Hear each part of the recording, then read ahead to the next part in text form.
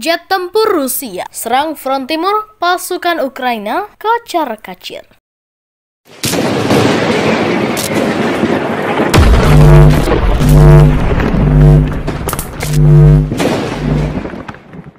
Angkatan Bersenjata Rusia atau VSRF kembali melancarkan serangan dahsyat ke dua kota di front timur Ukraina. Serangan jet tempur militer Rusia menghantam dua kota Kramatorsk dan Sloviansk Oblast Provinsi Donetsk, Ukraina. Serangan militer Rusia dimulai sejak Rabu 13 Juli 2022 malam waktu setempat. Sloviansk yang berada di distrik Kramatorsk jadi sasaran tembak pertama jet-jet tempur Rusia. Wali kota Sloviansk, Vadim Lyakh, menyebut jika serangan udara militer Rusia telah menghancurkan sejumlah pemukiman warga sipil. Akibat serangan itu juga timbul korban warga sipil yang hingga saat ini belum diketahui jumlahnya. Kota itu lagi tadi malam dan ada 2 korban, ucap Lyakh dikutip Viva militer dari Pravda. Tak hanya Sloviansk, jet-jet tempur angkatan udara Rusia juga membombardir kawasan industri di Kramatorsk. Serangan ini dilancarkan pasukan Rusia setelah diketahui sejumlah pabrik di Kramatorsk dijadikan benteng pertahanan unit militer Ukraina. Aksi militer Rusia membuat sejumlah tentara Ukraina kocar-kacir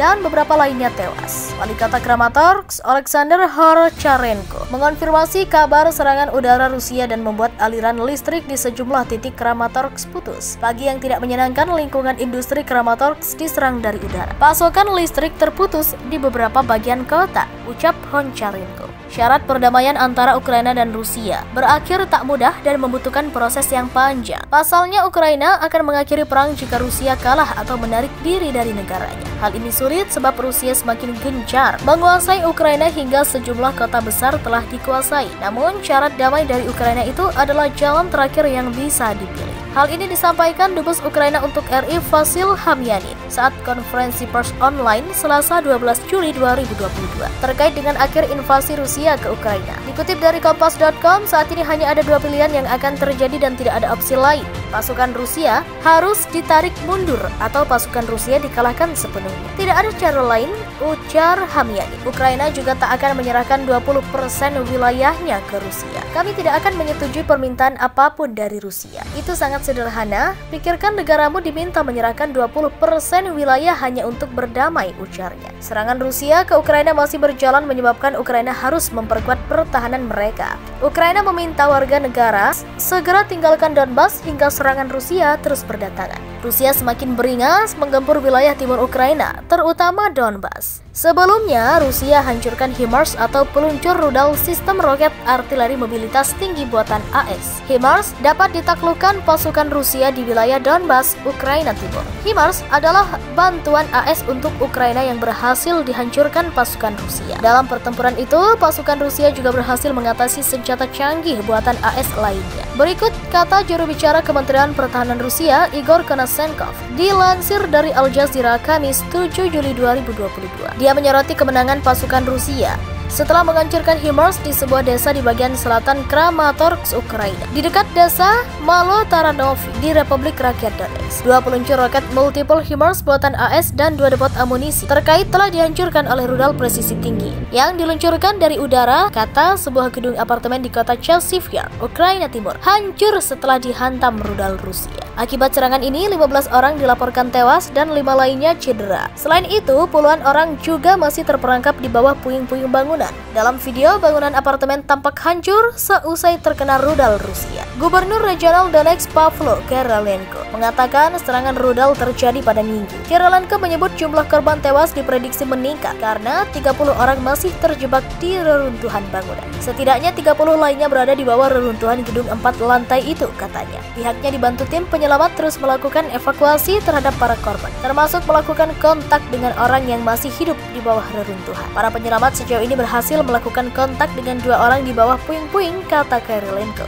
Dikutip dari Daily Mail, pasukan Rusia kini memfokuskan serangan di wilayah Donetsk. Hal itu dilakukan seusai Moskow mengklaim kemenangan besar atas Luhansk. Menurut gubernur, sejauh ini 591 warga sipil dilaporkan tewas di wilayah Donetsk. Sementara 1.548 lainnya terluka sejak invasi Rusia dimulai pada 24 Februari lalu. Serangan terhadap warga sipil terjadi saat Putin disebut mempersiapkan serangan baru di Ukraina. Kementerian Pertahanan Inggris melaporkan bahwa Rusia kini tengah memindahkan pasukan cadangan ke perbatasan Ukraina. Akibat serangan itu juga, timbul korban warga sipil yang hingga saat ini belum diketahui jumlahnya. Kota itu lagi tadi malam dan ada 2 korban, ucap Liak dikutip Viva Militer dari Pravda. Tak hanya Sloviansk, jet tempur Angkatan Udara Rusia juga membombardir kawasan industri di Kramatorsk. Serangan ini dilancarkan pasukan Rusia setelah diketahui sejumlah pabrik di Kramatorsk dijadikan benteng pertahanan unit militer Ukraina. Aksi militer Rusia membuat sejumlah tentara Ukraina kocar-kacir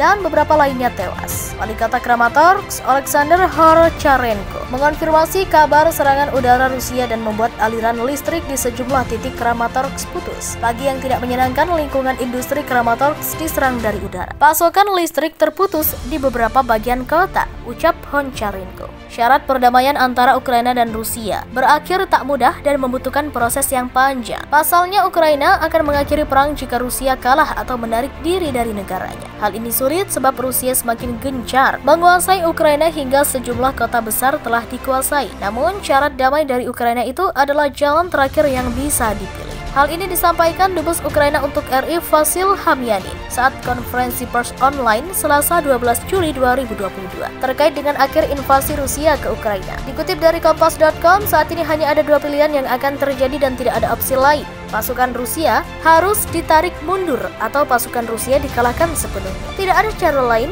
ujar Hamyanin. Ukraina juga tak akan menyerahkan 20% wilayahnya ke Rusia. Kami tidak akan menyetujui permintaan apapun dari Rusia. Itu sangat sederhana. Pikirkan negaramu diminta menyerahkan 20% wilayah hanya untuk berdamai, ujarnya. Serangan Rusia ke Ukraina masih berjalan menyebabkan Ukraina harus memperkuat pertahanan mereka. Ukraina meminta warga negara segera tinggalkan Donbas hingga serangan Rusia terus berdatangan. Rusia semakin beringas menggempur wilayah timur Ukraina, terutama Donbas. Sebelumnya, Rusia hancurkan HIMARS atau peluncur rudal sistem roket artileri mobilitas tinggi buatan AS. HIMARS dapat ditaklukkan pasukan Rusia di wilayah Donbas, Ukraina Timur. HIMARS adalah bantuan AS untuk Ukraina yang berhasil dihancurkan pasukan Rusia. Dalam pertempuran itu, pasukan Rusia juga berhasil mengatasi senjata canggih buatan AS lainnya. Berikut kata juru bicara Kementerian Pertahanan Rusia, Igor Konasenkov, dilansir dari Al Jazeera Kamis 7 Juli 2022. Dia menyoroti kemenangan pasukan Rusia